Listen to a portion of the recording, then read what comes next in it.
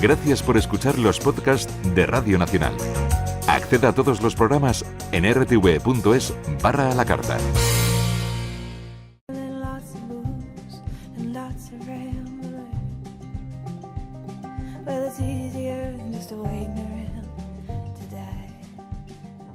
Vamos a dedicar los próximos minutos a hablar de distintas formas de acoso en la red y lo que es más importante, cómo prevenirlo. Tenemos sobre la mesa un libro escrito por dos psicólogos, José Antonio Molina del Peral, ya le conocemos en El Canto del Grillo, y Pilar Vecina Navarro. Buenas noches, buenas madrugadas. Hola, buenas noches. Se llama el libro Bullying, Ciberbullying y Sexting, cómo actuar ante una situación de acoso. Este tema lo hemos abordado ya más de una vez, es un tema recurrente y quizás ahora que estamos de vuelta en las aulas, bueno, pues no está de más recordarlo. Si os parece, como tenemos un ratito, empezamos por la terminología, porque los que no estamos muy familiarizados empezamos con el bullying, ciberbullying, grooming, sexting, happy slapping. A ver, explicarnos un poco. Pues sí, hay una serie de palabras que suenan muy raras, pero que en un momentito yo creo que vamos a tenerlas muy claras. Bullying, bueno, pues es el acoso entre iguales. Hemos hablado también del ciberbullying, que sería en la misma línea, pero a través de las nuevas tecnologías, que es algo que, bueno, luego quizá merezca la pena que entremos en ello, dado que es algo que está ocurriendo de forma recurrente e incluso tomando unos carices diferentes. Luego podemos hablar del grooming. El grooming es también a través de las nuevas tecnologías y lo que se produce es un acoso sexual. Hay una diferencia entre la edad, al final es una cuestión de abuso. El happy slapping es lo que llamamos la bofetada feliz, que bueno, pues de feliz tiene poco, porque lo que hacen es normalmente grabar mientras se le está produciendo una agresión a alguien, entonces lo que hacen es luego proyectarlo entre el grupo. O sea, digamos, la diferencia, el bullying y el ciberbullying es ese acoso, el ciberbullying a través de la red, el grooming tiene un componente sexual y el happy slapping que hablamos es eso de la bofetada, que es absolutamente terrible, ¿no? Algo así, perfecto. En el libro vienen muchos ejemplos, es un libro muy práctico, escrito para padres, para profesores, es verdad que es un lenguaje cercano para los que no dominamos la materia, y además vienen muchos ejemplos de casos que habéis tratado, decíamos que sois los dos psicólogos. Yo no sé si acuden muchos chavales, muchos padres a la consulta por asuntos de este tipo. Sobre todo vienen padres que traen a sus hijos porque realmente piensan que hay algo detrás, algo relacionado con el acoso. Entonces sí que es verdad que son los padres los que un poco, de alguna manera, traen a sus hijos para que, bueno, pues intervengamos, evaluemos y tratemos este tema para que obviamente no tenga repercusiones futuras, pues bueno, que puedan desencadenar algún tipo de psicopatología en un futuro. Si los padres llevan a los críos a consulta es porque algo han visto. ¿Qué nos debe hacer sospechar? Pues bueno, hay una serie de sintomatología o señales de alerta que llamamos nosotros, que generalmente dividimos en 4 grupos. Generalmente hay cambios psicosomáticos y fisiológicos que vemos que hay alteraciones en el sueño, problemas gastrointestinales. Además, respecto a cambios psicológicos, podemos detectar pues una elevada agresividad, cambios en su comportamiento, que muchos padres dicen, antes no actuaba así y ahora de repente se desenvuelve en su medio mediante la violencia. Y es porque realmente esto lo están vivenciando en su día a día y necesitan explotar de alguna manera emocionalmente. También trastornos en el sueño, trastornos en la alimentación, o comen compulsivamente o dejan de comer, déficit de atención, fallos en memoria, les cuesta mucho rendir como anteriormente. También hay una modificación de hábitos, cosas que antes hacían, dejan de hacer. Por ejemplo, pues ir al patronato a echar un partido de fútbol o ir a comprar chucherías a la tienda de al lado. Y cambios a nivel social también importantes porque tienden a aislarse. Hay un retraimiento social y en muchas ocasiones se suele desencadenar fobia a salir de casa. No quiero salir por lo que me pueda pasar. Es decir, me da miedo salir a la puerta de la calle porque ¿y si están ahí? Tienen miedo a las consecuencias. Pobres. Y añadiría algo a lo que bien ha comentado mi compañera Pilar. Además, cuando es en medios tecnológicos, empieza a generarse también una fobia hacia esos medios. Antes le veías con el móvil, ahora ya pues tiene incluso cierto retraimiento a utilizar el móvil, a utilizar internet y demás, dado que además por el factor de desinhibición que genera el hecho de hacerlo a través de las nuevas tecnologías, pues en cualquier momento se pueden encontrar con un episodio de este tipo y entonces no les apetece enfrentarse a situaciones de ese tipo. Más que no les apetece, tienen miedo a enfrentarse a esas situaciones. Nos contabais esos síntomas que pueden hacer a los padres alertarse de que algo pasa. ¿Tienen que estar los padres ahí pendientes o suelen los chavales contarlo? Oye, papá, oye, mamá, me pasa esto, hay un chaval que me hace la vida imposible. Pues es difícil que al final un padre, que un hijo lo esté contando de forma inicial, sobre todo por el miedo que tienen, porque están, al estar siendo acosados, muchas veces les dicen que si dicen algo, que van a tener consecuencias y demás. Entonces suele ser muchas veces también en el ámbito escolar, si los profesores están bien formados. Nosotros una de las cosas que hacemos es dar talleres también para profesores, que eso pues les permite poder detectar antes una sintomatología y encontrar lo que llamamos vigilar lo que llamamos los lugares calientes, baños, recreos, que son los lugares donde más se producen este tipo de situaciones cuando son de forma presencial. Luego ya cuando es a través de las nuevas tecnologías, lo que se genera es una gran indefensión en el que lo vive, porque en cualquier momento puede verse expuesto a esa situación. Es diferente en el bullying clásico, en el cual cierta medida posible puedes evitarlo. Evitarlo digo, pues por ejemplo, yo veo a mi acosador y me voy para otro lado, no voy por donde va, pero cuando es a través de una nueva tecnología, en cualquier momento me puedo ver expuesto a ello. ¿Los padres deberían actuar desde el primer momento o a lo mejor después de lo que acabáis de comentar, esos síntomas que se pueden detectar, que son bastante evidentes en algunos casos, pueden ya llevarse las manos a la cabeza? Entonces no sabemos si lo recomendable sería desde el primer momento que lo ven, ponerse ya en manos de profesionales o a lo mejor esperar cierto tiempo hasta que vean que ese comportamiento alterado continúa. Obviamente cuanto antes mejor. Cuanto antes se intervenga, las secuelas o las consecuencias serán mucho menores. Sí que es verdad que nosotros recomendamos a los padres desde el principio, sobre todo, hablar con confianza, evitar que se culpabilicen, porque muchas veces le dicen, pero ¿por qué no me lo has dicho, hijo? Obviamente, ¿por qué no te lo ha dicho? Porque estaba muerto de miedo. Entonces, claro, pero bueno, les sale esa frase de arrepentimiento también hacia ellos mismos, ¿no? Entonces, aparte de crear este clima de confianza, de seguridad, de compasión, de entendimiento, nosotros siempre les recomendamos actuar en dos líneas fundamentales: el área de la salud y el área de la educación. En la parte del área de la salud, pues bueno, hay que ir al médico de cabecera que nos derive a algún profesional de la salud mental, ya sea psiquiatra o psicólogo.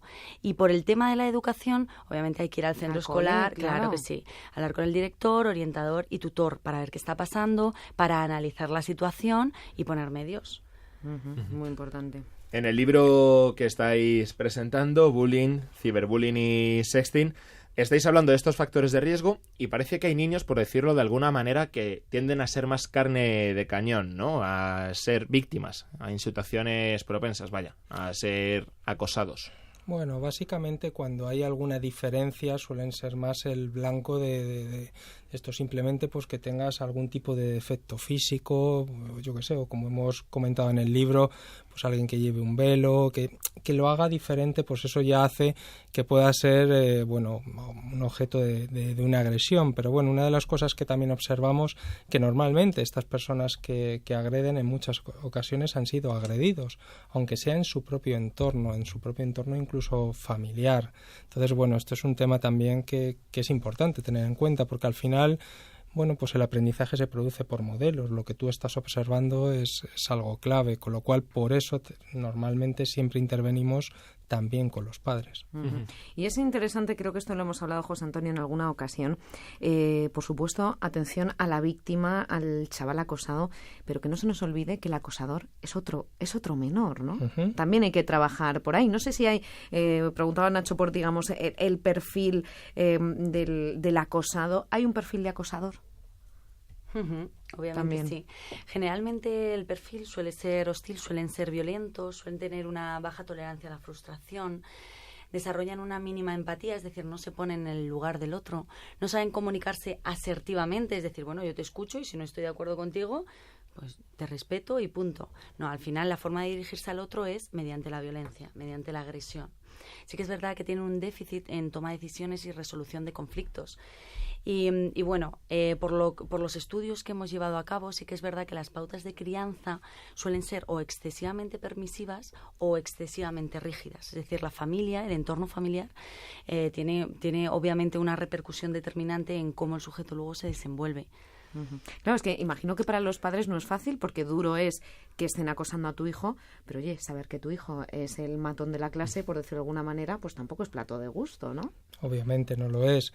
De cualquier forma, yo lanzaría también algo y entrando en lo que estás comentando, que me parece importante, es que todo eso se puede tratar. Es decir, todas las cuestiones que Pilar ha estado señalando son cosas que se entrenan desde el ámbito psicológico, con lo cual en programas de intervención no solo vamos dirigidos a lo que es la persona acosada, sino que es muy importante trabajar con el acosador. Cada vez se está haciendo más desde el ámbito psicológico, pues trabajar, por ejemplo, con personas agresores además en tema de violencia machista y demás, porque al final, bueno, pues es gente que también, si no será potencialmente agresiva para el resto de su vida y bueno, pues habrá que trabajar con ellos y todas estas cuestiones, habilidades de comunicación, asertividad, resolución de conflictos, son estrategias que podemos abordar desde el ámbito psicológico. Precisamente ese es uno de los mensajes, a mí me gustaba mucho lo de creencias erróneas, porque cuántas veces asumimos como, bueno, pues que esto es blanco y es blanco, y dedicáis un capítulo a creencias erróneas, en este caso sobre el bullying. Una de las que desterráis es esa que nos decía José Antonio, de el bullying ha existido siempre, pero es algo imposible de cambiar. Ya nos has explicado que se puede cambiar. Y otra cosa que a mí me gustaba mucho es esto que muchas veces se dice, bueno, es cosa de niños, es que si a lo mejor va la mamá al cole y tal, pues luego a mi hijo le tratan de otra manera. No, no es cosa de niños, es una cosa grave. Sí, seria, por supuesto que sí. De hecho, muchos profesores nos preguntan ¿en qué punto hay que alertarnos? Es decir, porque los chavales a lo mejor los vemos en el recreo, se insultan, a lo mejor uno le pega una colleja a otro. Entonces, claro, ¿hasta qué punto es pues un mote inocente y hasta qué punto se puede calificar como acoso? Es importante reseñar una característica del bullying y es la persistencia en el tiempo. Es decir, si vemos que esto pasa día tras día y secuencialmente, es importante que tomemos cartas en el asunto y analicemos qué está pasando realmente. O sea, es importante, ese es el límite, ¿no? Una cosa es que un día te digan tonto, orejotas, alto, bajo, y otra cosa es que un día y otro se estén cebando, digamos, ¿no? Exacto. Decía antes José Antonio, es interesante, bueno, pues el bullying es una cosa que puede pasar ahora en las aulas, ahora que está empezando el curso. El matiz del ciber, las redes sociales, no nos cansamos de decirlo, sin demonizarlas, porque es una herramienta absolutamente maravillosa para los chavales. Pero bueno, pues siempre recordar a los padres que hay que estar ahí, que hay que mirar, que no sé si cambia un poco la estrategia de los padres de cara a la red. Fíjate, Eva, que lo que dices es fundamental. A ver, pero no solo para los chavales, para todos. Por lo que las nuevas tecnologías nos han facilitado la vida en un montón de cosas. Pero es verdad que también traen sus ciertas consecuencias. Por ejemplo, en el tema de lo que llamamos el ciberbullying, lo que decía, el efecto de desinhibición que tiene el hecho de no estar viendo a la persona el sufrimiento. Cuando hay una agresión directa, tú puedes estar viendo hasta cierto punto, pues incluso cómo llora, como tal, y puede en un momento dado frenarte. En este caso no te frena. Y además hay otro factor, que es la indefensión que le genera en el que se la está produciendo esta agresión. En cualquier momento, en cualquier situación me puede aparecer algo, un mensaje, algo que está colgado en un perfil y demás. Entonces me veo expuesto en cualquier momento. Hemos visto que incluso los daños en muchas ocasiones pues son mayores. Hay otro factor del que no hemos hablado y que también me parece muy importante, que es lo que llamamos el sexting, que en el otro caso estábamos hablando del grooming, que es la diferencia, hay una diferencia de edad. Aquí no, aquí es cuando, de forma, pues como un juego erótico entre una pareja, como un caso que exponemos en el libro, en el cual pues es una persona que tiene 21, 22 años, le manda unas fotos, un vídeo de contenido erótico y que llega un momento en el cual quiere cortar esa relación. Y el novio le empieza a chantajear y le empieza a decir y tal, y él ya deja la relación y a partir de ahí lo empieza a mandar ese contenido a todo lo que es su familia. Es cierto que esto tiene, pues eso, está tipificado en el Código Penal como tal, pero el daño que le generó a nuestra paciente es muy importante, porque imaginaros mensajes como soy una puta y quiero no sé qué, tal, bueno, no seré demasiado explícito, pero nos hacemos idea. Sí, sí. Y entonces, bueno, pues eso, en los cuales parece que los está mandando ella, bueno, pues cuestiones de este tipo. Entonces, siempre decimos, y sobre todo cuando tratamos con gente joven, pero también con gente más mayor, de, bueno, si nadie, en un colegio hace poco, un ejemplo que poníamos es, ¿alguno de vosotros saldría ahora mismo al pasillo desnudo? Y todos se reían como diciendo, ¿qué nos está contando esta gente? Y decíamos, bueno, pues probablemente tenga hasta menos repercusión que si tú estás mandando una foto desnudo a alguien, que probablemente la extensión que puede tener eso es auténticamente brutal y tú ya pierdes el control sobre ello. No con eso digo que nadie tenga que salir desnudo al pasillo, obviamente, pero sí lo que quiero decir es que midamos las consecuencias. En el pasillo te van a ver, digamos, el aula o el colegio, y en Internet todo se multiplica. O sea, que esa sería un poco la diferencia. El sexting es entre gente de una edad similar y el grooming ya es con gente más mayor. Claro, en el grooming hay un adulto que se hace pasar por un joven, 14, como si tuviera 14, 15 años, y entonces incluso, a ver, esto es lo que tiene también las redes y demás, que tú puedes mandar una foto como que tienes 15 años, te haces pasar por esto y le empiezas lo describimos en el libro de un caso, pues eso, en el cual se hace pasar por una persona joven y le va pidiendo fotos, vídeos, tal, hasta que llega un momento que bueno, que el propio joven empieza a sospechar qué está pasando, y a partir de ahí, cuando ya dice que no va a acceder a ciertas cosas, le empieza a chantajear con que esos contenidos se lo va a mandar a sus padres, demás. Es que ahí, que eso ya no es un juego no es de niños, bueno, insistimos que el bullying tampoco, aunque estén implicados menores. ¿Qué se hace en esos casos? Es que yo me pongo en la piel de esos chavales, pues una cosa que tú has considerado, que forma parte de tu intimidad, que lo difunden así. ¿Qué hacemos en esos casos? Imagino que medidas legales por lo pronto, ¿no? Y luego vendrán las vuestras, las psicológicas, ¿no? Evidentemente medidas legales hay que tomar, porque sí que es verdad que se está atentando contra tu integridad, ¿no?, moral.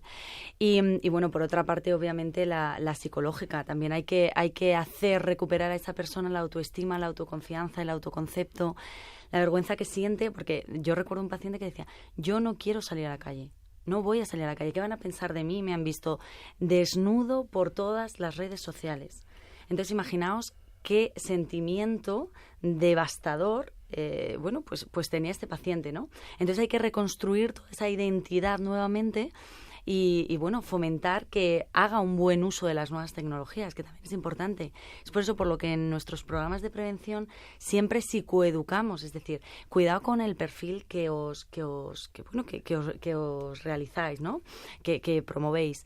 Cuidado a quién aceptáis, cuidado con los contactos, porque muchos chicos se creen que cuanto más contactos tienen, mucho mejor, y mucho más. Que tengo 2.000 amigos. Más popular soy, tengo 3.000. Bueno, 3.000 amigos es complicado tener, ¿no? Vamos. Exacto, entonces bueno, esa psicoeducación es importante desde el principio, tanto en el ámbito familiar como en el ámbito escolar, porque los padres también tienen que poner límites en casa. Claro, pues aunque sean muy básicas, si os parece, vamos a dar a los padres, pues algunas nociones, porque yo creo que otro error de los padres es que los padres dicen, es que a mí esto de la tecnología, bueno, pues a lo mejor hay que ponerse un poco, porque a lo mejor no es la realidad ya de los padres, pero sí es la de sus hijos, ¿no? No sé si le podemos dar a los padres algún consejo, bueno, pues sobre cómo vigilar esas cosas, cómo aconsejar a nuestros hijos. Bueno, muy importante, como tú anteriormente has dicho, sí que es verdad que hay padres que dicen, uy, yo esto no va conmigo, si es que estos son otros tiempos. Pero sí que es verdad que los límites se tienen que imponer, igual que se impone pues la hora en la que se llega a casa, o a la hora en la que nos vamos a la cama, o a qué hora comemos. También es importante establecer unos buenos límites, unos horarios acerca del uso de las nuevas tecnologías. Por ejemplo, el ordenador portátil, ¿por qué está en la habitación? Vamos a ponerlo en un lugar visible, que yo esté pasando y esté controlando. ¿Por qué no acercarme? Oye, hijo, ¿qué estás haciendo? Cuéntame. Madre mía, a mí esto se me da fatal. Un poco, mediante el disimulo nos vamos enterando intrínsecamente de lo que está haciendo nuestro hijo, ¿no? Entonces, bueno, ¿y por qué no me enseñas? Oye, yo esto se me da fatal, ¿no? Entonces, bueno, son pequeñas pinceladas que podemos hacer para compartir este nuevo mundo, ¿no? Que a muchos padres les ha llegado de lleno, y que no por eso hay que dejarlo de lado. Y una cosa más, añadiría, que también pongámonos en el otro lado. ¿Qué uso hacemos nosotros? Es decir, como modelos, ¿qué es lo que estamos haciendo? Porque en muchas ocasiones, pues estás en una charla en un colegio, te están diciendo es que no paran de utilizar no sé qué tal y estás viendo cómo están whatsappeando. Es decir, los propios padres, quiere decir, somos ejemplo, entonces a ver cómo lo utilizamos. Ya os digo, nos pasa en cursos, nos pasa en multitud de ocasiones y estás hablando del tema, lo cual es curioso y los ves pues ellos mismos utilizando tecnología, con lo cual probablemente cuando tengan comunicación también con sus hijos lo estarán haciendo en diferentes momentos. Es decir, tenemos que ser buenos modelos también, además de obviamente todo lo que bien ha comentado Pilar. No vale de nada, desde luego, decir no estés horas delante del ordenador si estamos nosotros, deja un rato el teléfono y nosotros siempre enganchados. Obviamente. Es importante. Pues aquí les dejamos, nos han dado una pincelada José Antonio Molina del Peral y Pilar Vecina Navarro. Les animamos a leer este libro. Es una buena herramienta para, decíamos, en muchos ámbitos, pero a los padres creemos que les puede ayudar mucho. Bullying, ciberbullying y sexting, cómo actuar ante una situación de acoso. Muchísimas gracias y ya digo, hasta la próxima. Claro que sí. Mil gracias a vosotros por abordar un tema, yo creo que tan de actualidad y tan importante, y para que nuestros oyentes sean conocedores de temas de este tipo. Seguiremos con este tema. Mil gracias. Un abrazo. Hasta luego. Hasta luego.